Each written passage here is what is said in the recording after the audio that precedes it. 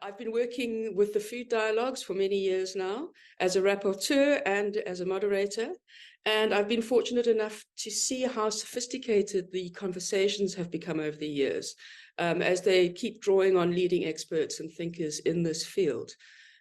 Food security, which we sometimes label it as, is about so much more than just whether our farmers harvest enough crops every year. It's about so much more than whether or not there are just enough calories flowing into the system. The Food Dialogues has really sunk its teeth into the many complex parts of the food system to help us understand why so many South Africans still go hungry and why so many still struggle with these so-called lifestyle-related diseases that come from a poor diet.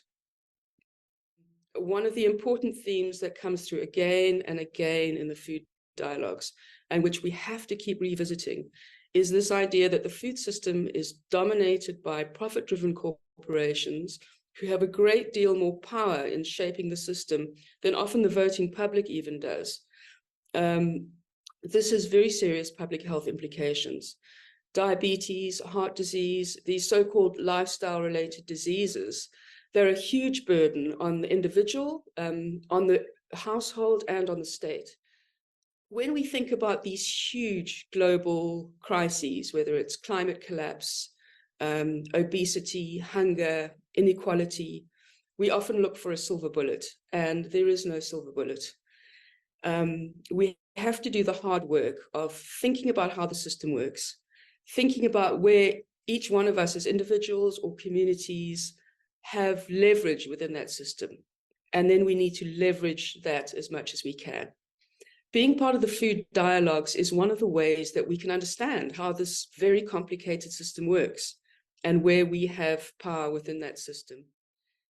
When we think about dealing with these big global challenges, whether it's climate collapse, plastic pollution, obesity and hunger as the result of our polluted food environment, we need to think about how to bring about systemic change.